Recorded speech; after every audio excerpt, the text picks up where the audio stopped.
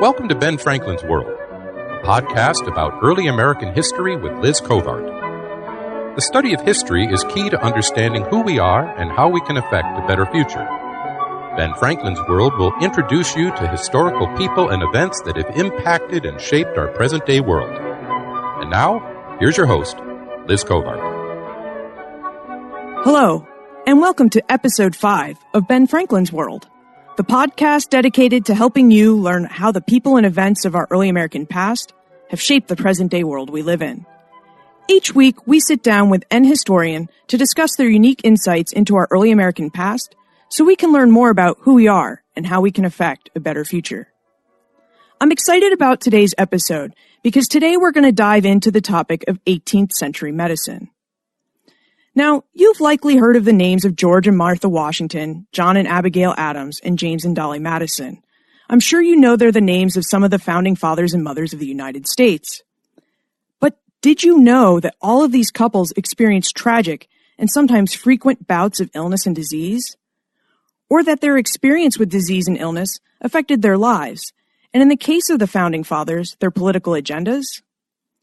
Today we're going to chat with Jeanne Abrams, professor at the University of Denver University Libraries.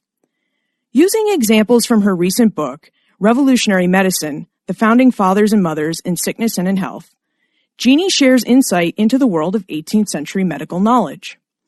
She'll help us understand what Americans living in the 18th century understood about disease and how to prevent it, what the most common diseases of the 18th century were and more information about them, and how disease and illness affected the specific lives and families of George and Martha Washington, John and Abigail Adams, James and Dolley Madison, Thomas Jefferson, and Benjamin Franklin. So without further ado, here's our conversation with Jeanne. With tidings and wisdom to share about our early American past, here is this week's special guest. Today, we welcome Jeanne Abrams. Jeanne is a professor at the University of Denver University Libraries, where she serves as the director of the Beck Archives and the Rocky Mountain Jewish Historical Society. Jeanne has authored numerous books and articles, including Jewish Women Pioneering the Frontier Trail, A History of the American West, and, most recently, Revolutionary Medicine, The Founding Fathers and Mothers in Sickness and in Health. Welcome to the show, Jeanne. Thank you. It's a pleasure to be with you today. And we're excited you're here. So why don't we start the show by having you tell us a little bit about yourself and your historical interests? Perhaps what made you want to become a historian? Well, it goes back quite a few years. I took advanced placement history in high school, which enabled me to jump right into history in college. And my very first course as a freshman was a class in colonial American history, and my first major assignment, my first paper, was an essay on loyalists in the American Revolution, and I was sent to the New York City Historical Society. I was overwhelmed when they handed me letters that were composed by American loyalists that had been written, 200 years, a little more previously. And it really launched me on a lifelong love affair with primary sources. Wow, the New York Historical Society, I've been there. That's an incredible place to walk into your first archive and work. It was indeed, and you can tell how long ago it was because I don't even recall having to put on any gloves or anything like that. Yeah, today wearing gloves or protective materials is sometimes standards depending on the archive. Certainly original letters from several hundred years prior. So Jeanne's latest book is Revolutionary Medicine, The Founding Fathers and Mothers in Sickness and in Health. Jeanne, can you tell us a little bit about your book and what drew you to the topic of medicine and the founding fathers and mothers? Well, I've had rather, I would say, an eclectic writing history. As you mentioned in the introduction, I've done a lot of work on Jews in the American West, particularly women. But I started out in early American history, and my doctoral dissertation actually was connected with medical history. Over the last couple of years, last decade really, become more and more involved in medical history. I've always been an avid reader of biographies, particularly those of the founders. I can't tell you exactly when I had the epiphany, but I think I was reading an article about George Washington and his final illness, and that triggered the idea of looking at some of the early founders from a slightly different viewpoint, looking at them in terms of medicine in the 18th century and their own personal medical biographies. Yeah, that's really interesting. The founders, a lot of people get their into history, in American history at least, by reading biographies of the founders and trying to understand their personal lives.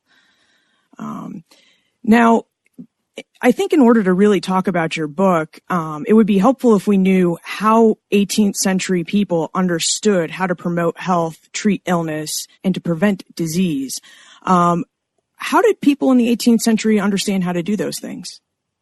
Well, truthfully, medicine in the 18th century in many ways had not progressed much from Galen in the early centuries. Most physicians at the time viewed good health as a balance of the four bodily humors, blood, phlegm, black and yellow bile, and they attributed illnesses to a disalignment of those four sources. So some of the main types of treatment revolved on getting the body back into alignment. So bleeding, for example, bloodletting was considered essential for the treatment of many diseases, even though as we look back in retrospect, it obviously did very little or nothing to help any of those diseases.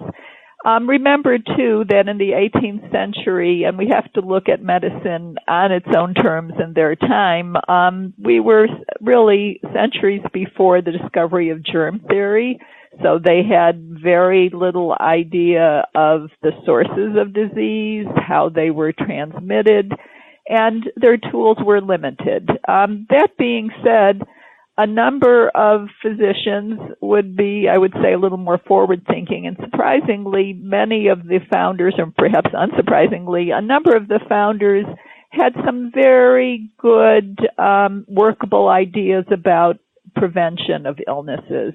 Benjamin Franklin, for example, had at least a rudimentary idea of what we would call contagion in terms of colds. He believed very strongly in the efficacy of fresh air and that it would mitigate transferring some illnesses from people, one to another.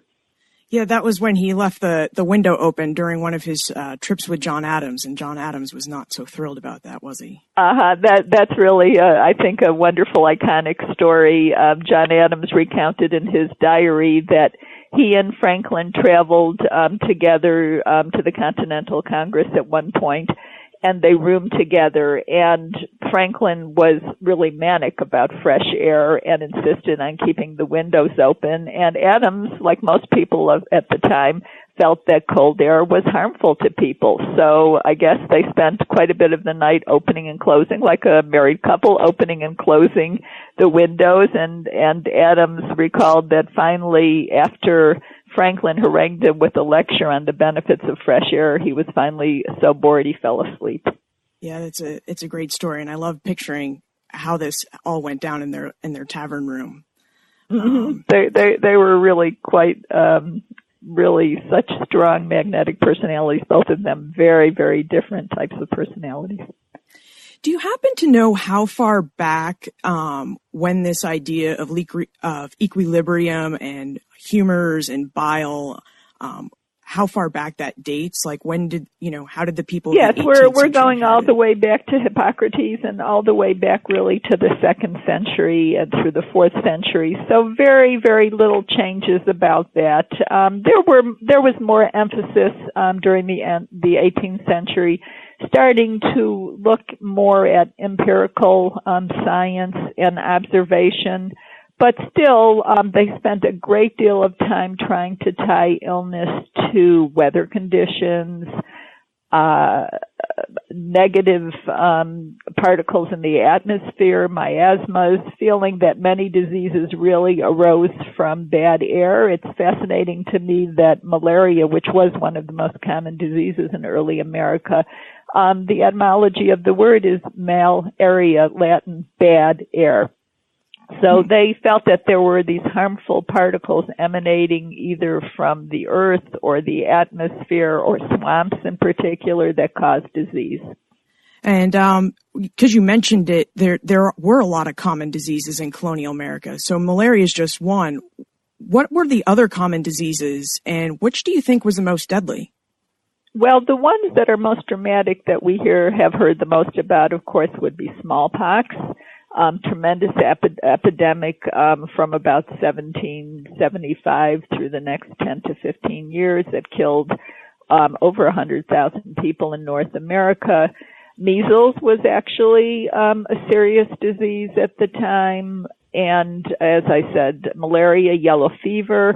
But probably the greatest killers were really respiratory diseases, common bronchitis, pneumonia. Remember, the 18th century was really an era where some of the hallmarks of modern medicine had not even been conceived of. Things that we take for granted today, the 3 A's, antibiotics, antiseptics, anesthesia, were really unknown.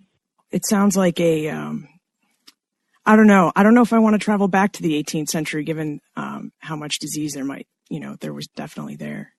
What's really fascinating and so impressive to me is I think even historians have trouble getting their arms about what life was like in the 18th century in terms of health. Obviously, we still have disease and death with us today, but the founders were really bombarded with illnesses and disease, they themselves, in their communities, in their families, and often they had devastating effects on the families of the founders.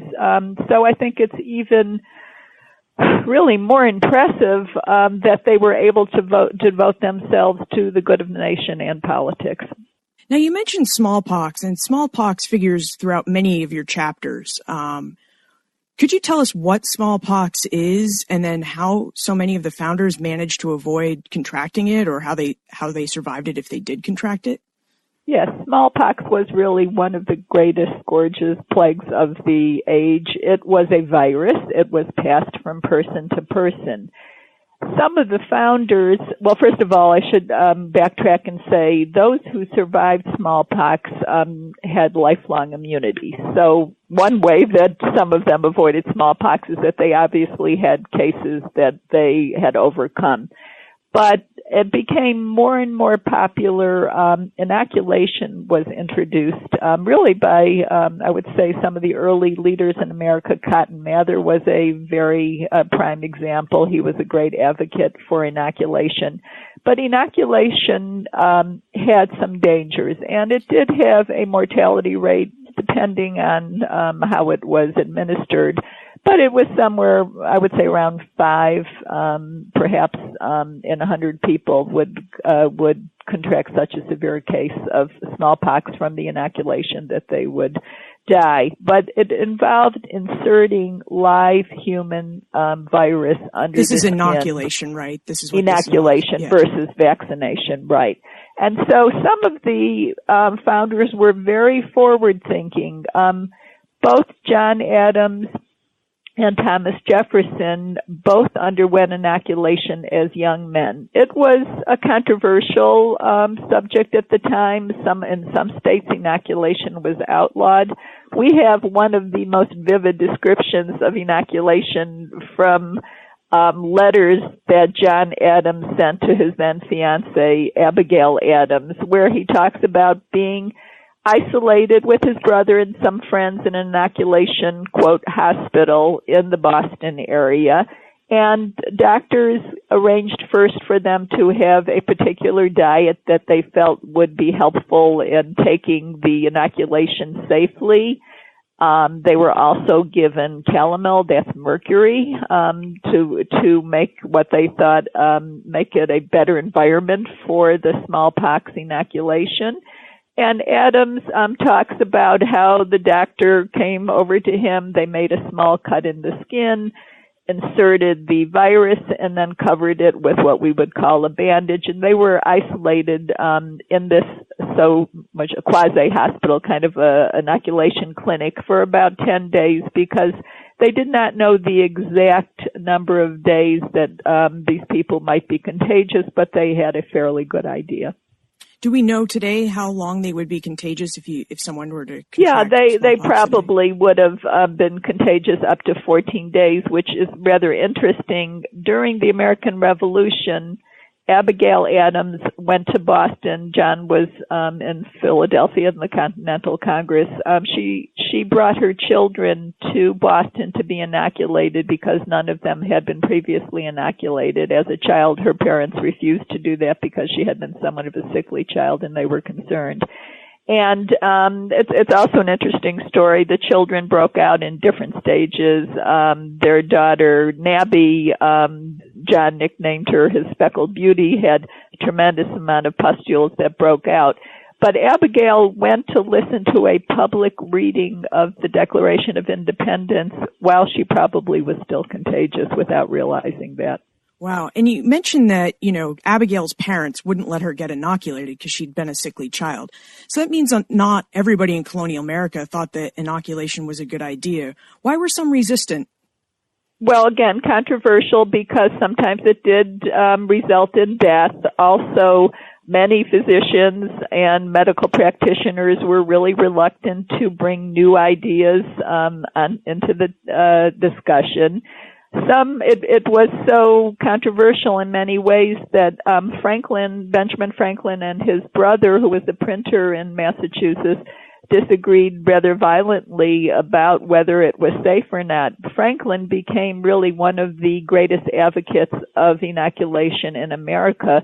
When he later lived in Philadelphia, where he was, of course, a leading citizen, he actually paid to print 1,500 copies of a pamphlet on inoculation explaining its benefits and the method to inoculate, and he distributed it free at his expense to doctors and other medical practitioners through the colonies. Wow.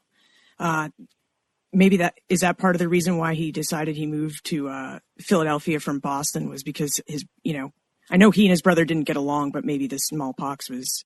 It wasn't that only, but yes, he kind of chafed under the hand of his older brother and felt that he wanted to be independent on his own and made his way to Philadelphia, where we know he became enormously successful. So with all this disease in colonial America, do you know about how long the average American in the 18th century would have lived? Well, those statistics are rather tricky to extrapolate, but I would say on average the life expectancy for men would probably have been in their 50s. Women, even a lower life expectancy because many women died in childbirth or complications from pregnancy or childbirth. So it obviously varied from person to person. What is very striking is that all of the founders certainly exceeded the life expectancy in general of the time, and they actually did quite well by modern contemporary times. Adams lived to be 90. Jefferson and Franklin both lived into their 80s. And life expectancy figures, they are hard because it depended on which region you lived in, right? Correct. The South was notoriously unhealthy, as they put it. People were subject to a number of diseases, such as malaria, that chronically wore people down. Washington and Madison probably suffered repeated attacks of malaria, which can flare up and then become quiescent over the years. So say you did contract malaria or another disease, how would 18th century doctors have treated that? Did they have like a common set of practice or protocols for the treatment of illness? Many would have bled their patients, of course, and they also believed in purging and blistering. But one of the effective medications, although it was not put in pill form as we would have it today, was Peruvian bark, the source for quinine. So malaria is treatable, at least controllable, with quinine. The only thing is they didn't know exactly what a dosage might be, but that was one of the few helpful medications that was available. And what were their thoughts behind bleeding? Was that to help get the body into equilibrium? Did they think that it would expel the disease? Oh, okay.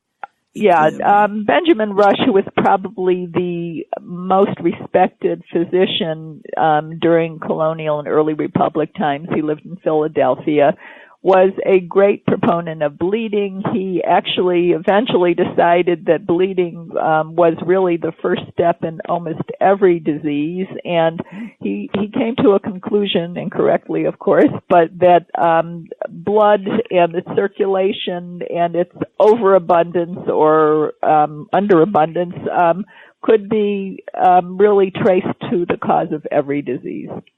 I think probably the most dramatic example was during the yellow fever epidemic in Philadelphia of 1793.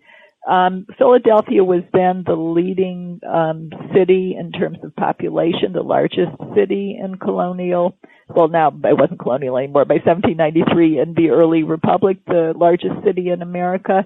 And its population was about 40 to 50,000. During the epidemic, probably as much as 10% of the population died, and thousands more had contracted yellow fever and had recovered. Many of them actually what is yellow fled. Fever? It sounds really Yellow deadly. fever is also a virus, but it is passed instead of by person to person, it is spread by mosquitoes. And again, let me just tell you a little bit about Rush. He was a very devoted, dedicated physician, but he felt as time went on that virulent diseases really had to be treated with very radical measures, heroic measures as they were called. And he bled sometimes some of his patients 4/5 of their blood taken from them over time. It obviously did nothing to help the yellow fever, curing the yellow fever, but he probably hurried many of their patients to their deaths. And another person who actually surprisingly was a great proponent of bleeding was George Washington. His final demise was due to a complication of a throat infection, but he was bled several times on that last day, and probably his body went into shock, and that was probably the proximate cause of his death. Were any of the founders against bleeding? I mean, I would have to imagine that somebody would, observe at some point, like, hey, he bled 4/5 out, and, he's really weak now and just barely hanging on. Right. Well, bleeding was on a spectrum, I would say. Some physicians believed in very radical, extreme bleeding. Some felt little. But there were a number of physicians, particularly of the French school and some in Great Britain, who actually felt that bleeding was harmful. In America, I would say one of the strongest voices against bleeding was Thomas Jefferson. He was a very strong proponent of letting nature take its course. He felt that bleeding did indeed hurry people to their deaths, that it had no benefit whatsoever. Even though he and Rush were great friends, he criticized Rush very strongly for bleeding in general, and certainly during the epidemic. So you have doctors, and they're, professionally trained, and you described in your book that a lot of them went to Edinburgh or France or Leiden in the Netherlands to receive their treatment.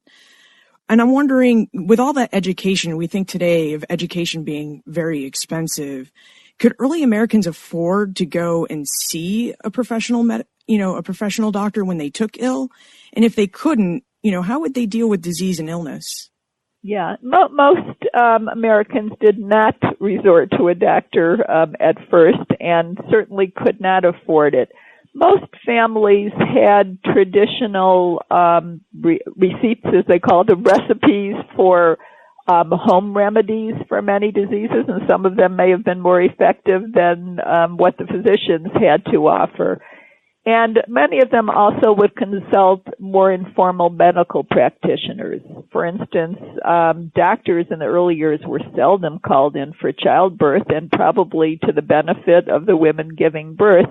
midwives usually had more experience and were less likely to spread disease. Physicians would often come from a sick bed and go to another patient and infect that second patient with the disease of the earlier patient. Certainly, in terms of childbirth, often went to the childbed with hands that were full of germs.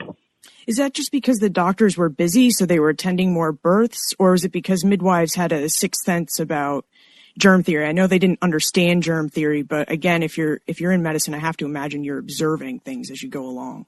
Well, they did not understand, they had no knowledge at that point of germ theory. They did not understand that they would be transmitting illness from one person to another, the physicians. Really, probably one of the greatest benefits to medicine was insistence that doctors wash their hands with antiseptics. That didn't come about till at least the Civil War, and probably afterwards. Even in the late 19th century, doctors were still claiming that was ridiculous. Doctors were gentlemen. They were clean. They didn't have to wash their hands before performing surgery or attending one patient after another. Midwives, first of all, probably put more emphasis on what we would call natural or health medications.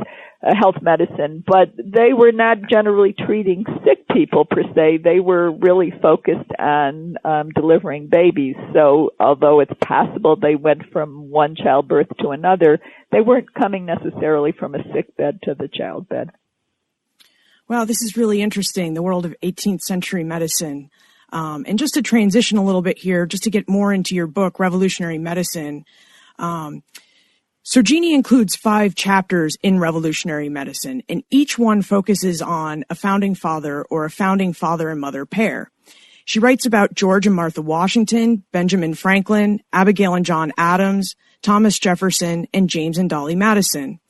So Jeanne, why did you decide to write about these particular founding father and mother pairs? And I am curious, why did Thomas Jefferson get 2 chapters?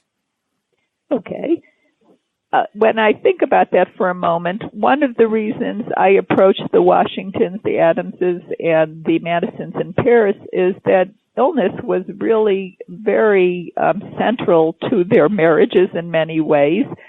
Remember that Martha Washington and Dolley Madison were both widows. Martha Washington lost her husband and a child at the same time to some kind of a throat distemper, as they would call it, an infection, and another toddler previously. She came to the marriage as a widow, a very wealthy widow, but she was available because illness had devastated her first family. Dolley Madison has an even more dramatic story.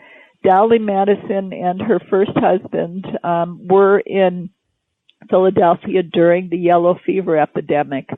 Dolley's husband succumbed to yellow fever. Her baby succumbed to yellow fever. Wow. She was left, and she was sick, but she recovered. She was left to take care of her toddler. I think he was about 2 at the time. And she met James Madison in Philadelphia. They married about a year after her husband's death. So I think their medical histories are very relevant as pairs. And John and Abigail Adams, I would say, were certainly a love match and knew each other, from a young age. The first marriage, obviously, for both of them. But they connected through health and illness in so many ways, and they lost several of their children to illness, and the only one of their 6 children that lived to old age was John Quincy Adams. One of the most dramatic pieces that I read when I was researching the founders all together was the story of Abigail Adams being home, not on her own because her mother and her sisters were with her, but she gave birth to a stillborn baby in 1777 when John was in Philadelphia at the Continental Congress.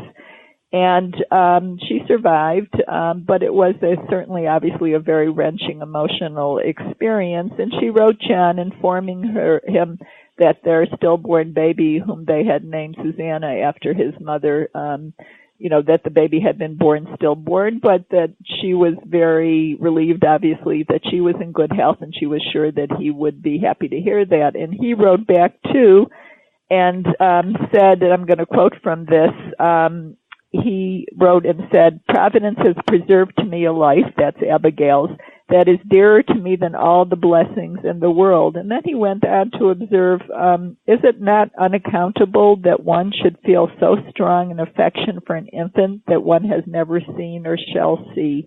I found that one of the most poignant letters that I came across among the founders.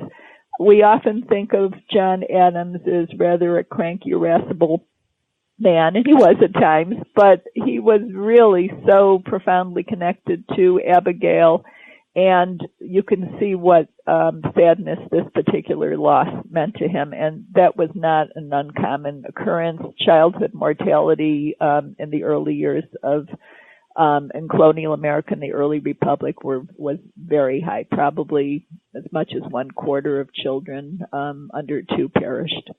And that's what one of the things I liked about your book was not only does it have great information about medicine in the 18th century and how the founders viewed it, but you really humanize the founders too by looking at their interactions with death, and almost all of them lost children. So, it's a very emotional thing. And as we just saw through your quote, it affected them deeply. Yes, I'll just interject for a minute. I would say Thomas Jefferson certainly rivaled all of them in loss.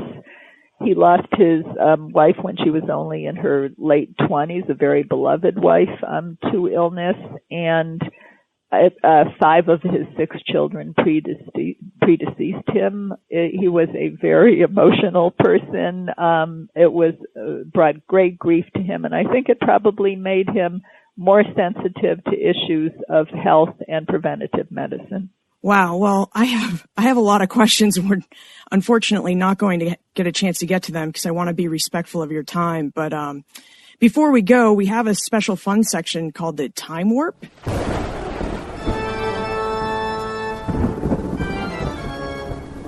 The Time Warp. Historians can't predict the future, but they can speculate about what might have been. And this is a fun segment of the show where we ask you a hypothetical history question about what might have happened if something had occurred differently or if someone had acted differently. So I'd like to ask you that question. Are you ready? Sure.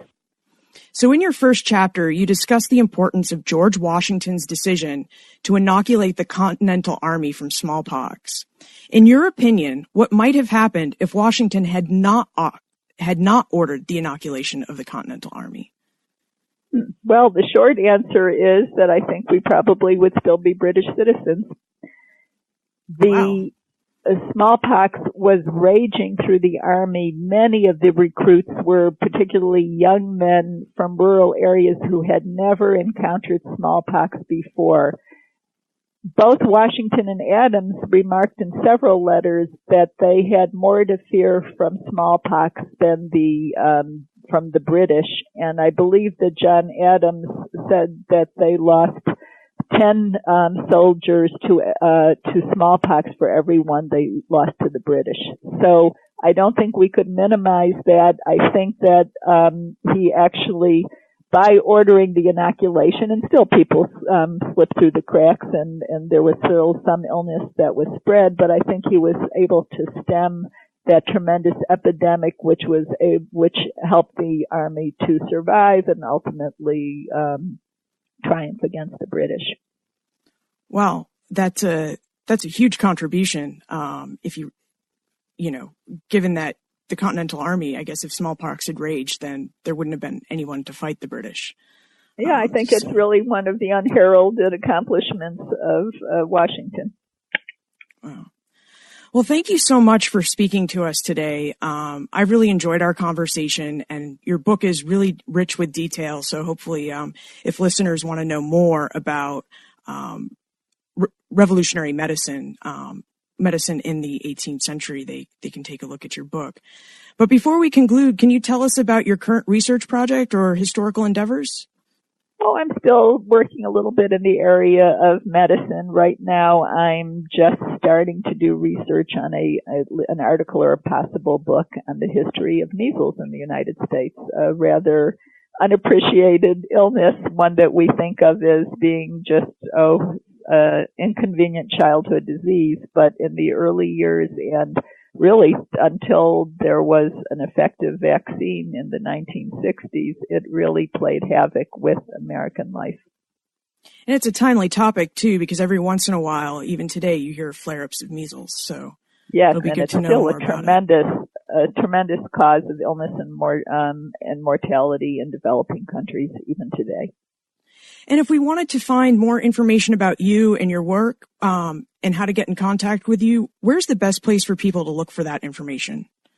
Well, I think they really could just go on the University of Denver website and contact me by email, but I have a very easy email. I will give it to your listeners right now. They can contact me at Abrams, JABRAMS, @du.edu. Great. And we will certainly link that in our show notes, which will be posted with this episode. So thank you so much for joining us. Thank you, Liz. It's been a pleasure speaking with you. Wow. That was a really interesting conversation, wasn't it? Jeanne deepened my knowledge about how 18th century Americans understood disease, and she shed light on how disease and illness affected the lives of the founding fathers and mothers, a topic which she covers at greater length in her book. You can find more information about Jeanne, her book, Revolutionary Medicine, plus everything we talked about today on the show notes page for this episode, which you'll find at benfranklinsworld.com/005. If you enjoyed today's show, please tell your friends about us. We won't be on iTunes or Stitcher until December, so please send them to benfranklinsworld.com so they can discover more about the show and download all of our episodes. And finally, if you have any questions, comments, or suggestions about the show or what I could do to improve it, please send me an email to liz@benfranklinsworld.com or tweet me @LizCovart. And remember, never leave till tomorrow that which you can do today.